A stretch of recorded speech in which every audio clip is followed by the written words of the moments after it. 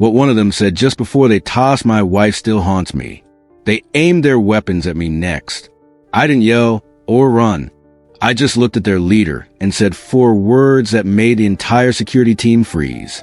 The locals at Riverdale Heights knew Michael Carter as the quiet old man with a distinctive limp, a 70-year-old veteran whose weathered hands still fixed neighborhood kids' bicycles every Saturday morning. His small workshop behind a modest ranch home hummed with careful precision as classic rock played softly in the background. Most neighbors never asked about the limp or the scars visible on his forearms during summer months. They didn't know about the 32 years of military service, the classified missions in countries whose names change with each decade's political winds, or the medals tucked away in a wooden box rather than displayed on walls. Michael preferred it that way. He'd rather be judged by how he mentored troubled teens at the community center than by how he once led elite military units through operations that never made official records. Only Sarah, his wife of 45 years, knew everything. The nightmares, the phantom pain from old wounds, the phone calls that still came occasionally from Washington. She had stayed through deployments where his location was classified, through silences that stretched for months, through the slow process of Michael becoming a civilian again. Their modest home had become a sanctuary, decorated with travel souvenirs from places they'd visited together after his retirement, never from the places where he'd served. Michael volunteered at the Veteran Center on Tuesdays, built wheelchair ramps for disabled veterans on Thursdays, and spent Mondays teaching self-defense classes to women who'd survived domestic violence. He never spoke about combat techniques, focusing instead on awareness and escape strategies. His military pension provided enough, though they lived modestly. Sarah's part-time bookkeeping for local businesses supplied extra for their occasional indulgences, like the weekly visit to Westfield's Coffee House, where they splurged on specialty coffees and Sarah's favorite lemon scones. That Thursday afternoon had started pleasantly enough. Michael and Sarah were heading to Westfield's Coffee House in the upscale Riverview district, a special treat since Sarah had received good news at her last doctor's appointment. Her medication was working. Westfields occupied the ground floor of the Archer Building, a gleaming tower housing investment firms and technology startups. Usually, they visited during quiet morning hours, but today they arrived at 3 p.m., unaware that the cafe had been partially reserved for a networking event hosted by Meridian Securities, the building's largest tenant. The moment they entered, Michael sensed a shift in atmosphere. The usual baristas were replaced by staff in formal attire. Men in expensive suits clustered around high tables, and a velvet rope separated most of the seating area from the entrance. A sign reading private event. Reserved seating stood nearby, though the counter area remained accessible. "We can still order to go," Sarah whispered, noticing Michael's hesitation. His military-trained situational awareness never fully disappeared. Even decades into civilian life, they approached the counter, where a young barista with a name tag reading Jason glanced at them dismissively. "Excuse me," a voice interrupted before they could order. A tall man in a dark suit and earpiece approached. "This area is reserved for the Meridian Conference.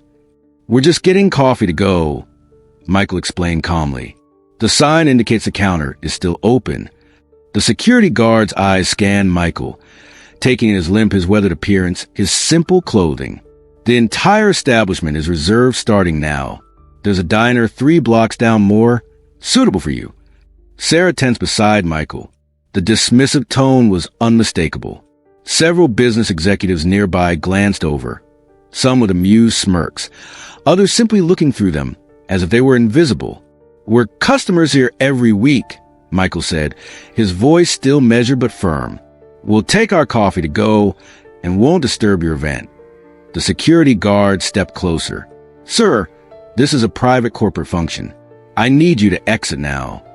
2 more security personnel moved to flank him, hands resting near their holstered tasers. Sarah reached for Michael's arm, her breathing changing. Michael recognized a familiar pattern, the slight wheeze that preceded her asthma attacks. Stress was a reliable trigger. "My wife needs to sit down," Michael said, nodding toward Sarah. "She has asthma. We'll leave after she catches her breath." The lead guard, his name badge read Connors, hardened his expression. "Not my problem. Exit now or we'll escort you out." From nearby, A younger security guard laughed. Maybe if he wasn't limping so damn slow, they wouldn't have wandered into the wrong place. The mockery turned several heads. A few executives chuckled. Sarah's breathing grew more labored as her anxiety increased. Her medication is in her purse, Michael explained, his military training keeping his voice steady despite the rising tension. She needs her inhaler. I don't care if she has the crown jewels in there, Connors replied. You're trespassing. Last warning. Sarah's wheezing worsened. She fumbled with her purse, fingers trembling as she searched for her inhaler. Michael reached to help her, but Connors misinterpreted the movement. Hands where I can see them.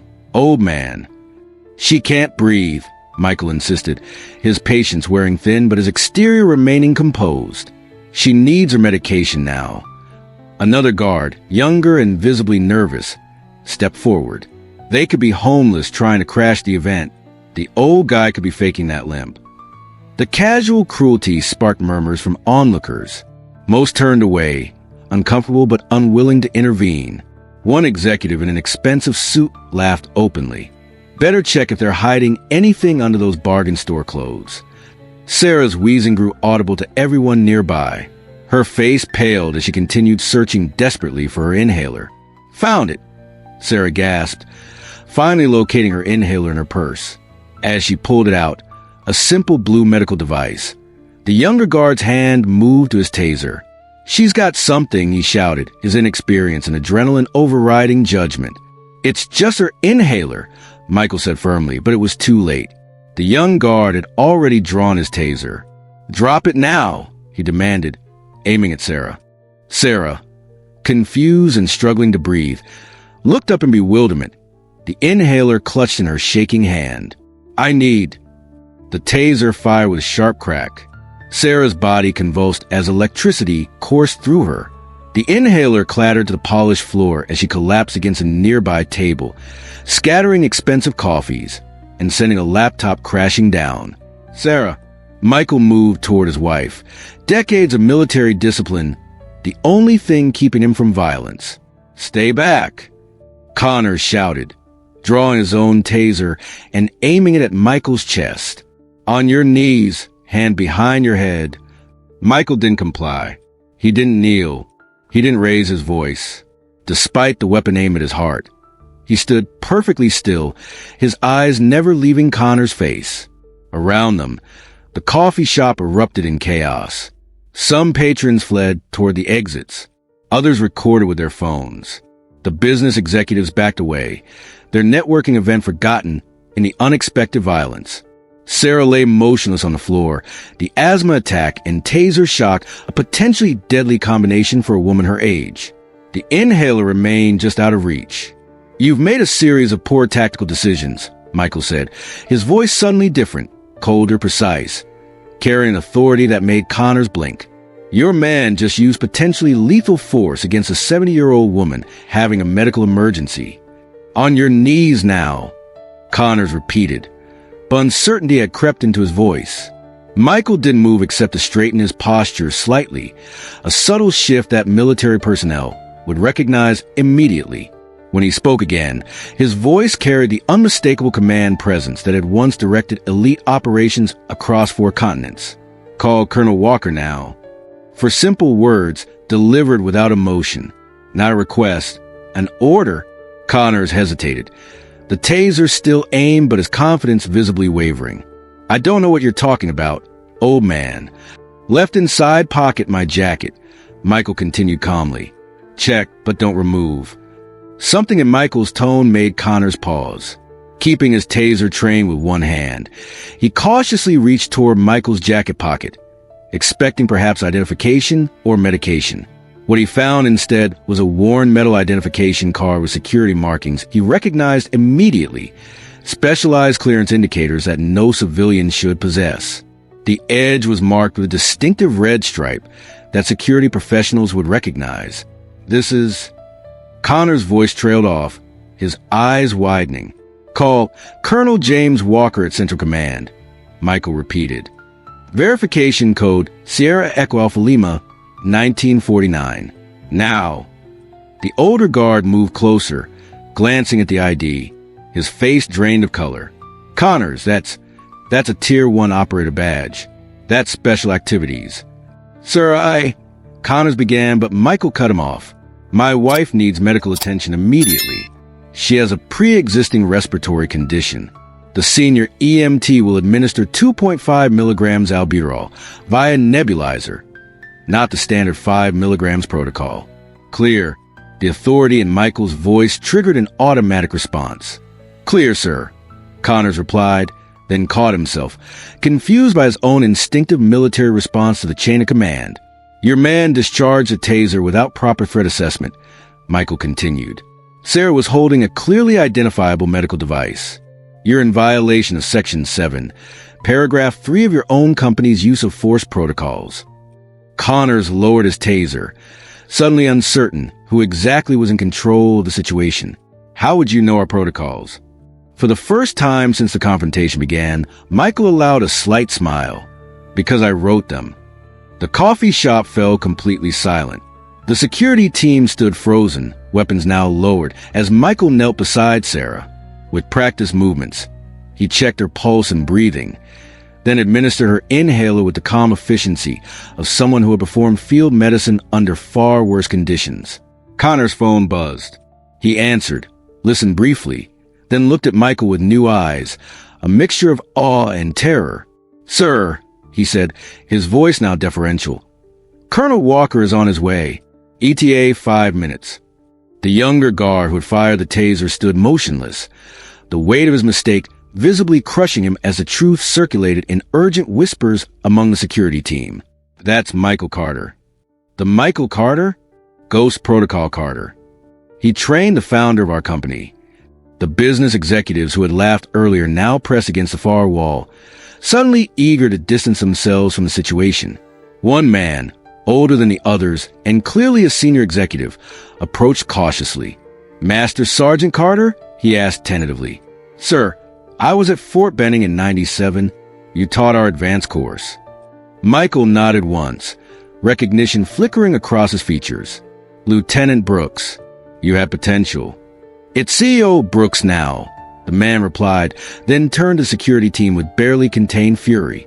Do you idiots have any idea who this man is? He developed the threat assessment protocols used by every major security firm in the country. He trained the instructors who trained you. Paramedics arrived, rushing to Sarah's side. Michael gave concise medical instructions, which they followed without question, recognizing the voice of someone who knew exactly what they were doing. The coffee shop manager approached, wringing his hands. Sir, we had no idea. Please understand, the security team isn't actually our staff. They're contracted to Meridian for their event. Michael didn't respond. His focus remained entirely on Sarah as her breathing slowly stabilized under the paramedics' care. Colonel James Walker arrived exactly as promised, 5 minutes later. Unlike Michael, he wore his authority visibly, ramrod-straight posture, precisely cut silver hair, and a tailored suit that suggested government service without explicitly stating it. He surveyed the scene with a single sweeping glance, assessing and cataloging details with military precision. His focus settled first on Sarah, now sitting up in an oxygen mask, then shifted to Michael, and finally to the security team standing awkwardly nearby. Michael, he said simply, extending his hand. James, Michael replied, accepting the handshake. Something passed between the two men. Decades of shared history condensed into a simple greeting. Walker turned to the security team, his expression hardening. Which one used the taser? The young guard stepped forward, visibly trembling. Walker approached until they stood face to face. Do you know what Master Sergeant Carter was doing while you were still learning to tie your shoes? Walker asked, his voice quiet but cutting. He was writing the manual on civilian engagement that your company adopted as its core training document. The one that specifically prohibits taser deployment against elderly individuals except in cases of imminent lethal threat. The young guard stared at the floor, unable to respond. Your equipment, Walker continued. Badge, communications, weapons. Surrender them now. Without protest, the guard removed the security gear, placing everything on a nearby table. Walker addressed Connors next. Your company's contract with Meridian is under review as of this moment. I suggest you contact your superiors immediately." Connors nodded, already pulling out his phone. Walker turned back to Michael, his official demeanor softening slightly. "How is she?" "Stable," Michael replied. "Not her first rodeo." Walker glanced at the paramedics, who confirmed with professional nods. He looked at Michael again, studying his old friend's face. "You need to come back, Michael. The situation in Eastern Europe." Michael shook his head once, definitively. "My wars are behind me, James." 2 weeks after the incident, Michael and Sarah returned to Westfield's coffee house. The staff greeted them with nervous deference, the manager personally escorting them to the best table. Their order, already prepared, arrived immediately. Sarah's favorite lemon scone and Michael's plain black coffee on the house. Connor's security company had undergone a complete leadership restructuring. The young guard who fired the taser had been dismissed and now faced civil charges. Meridian Zio had personally visited the Carter home, offering a formal apology and a substantial settlement, which Michael had directed entirely to the Veteran Support Foundation. Sarah had recovered fully, though the incident had left its mark. She carried a medical alert bracelet now, clearly identifying her condition to prevent future misunderstandings. Colonel Walker continued to visit occasionally, bringing small gifts and large folders stamped classified that Michael consistently returned unopened. The world's problems would continue without his direct involvement. Michael maintained his routines, the bicycle repairs, the self-defense classes, the quiet contributions to his community. But something had changed in how people regarded him. The respectful nods from police officers, the straightened postures of younger veterans when he entered a room, the curious glances from neighbors who had seen the viral video. 1 month after the incident, a new security guard approached Michael outside the coffee shop. Young, nervous, but earnest. "Sir," he began hesitantly, "they've completely overhauled our training. They're using your protocols now, making us study them word for word." He paused. "I just want to say thank you." Michael considered the young man. For what? For not ruining all of us because of what some of us did. Michael nodded once.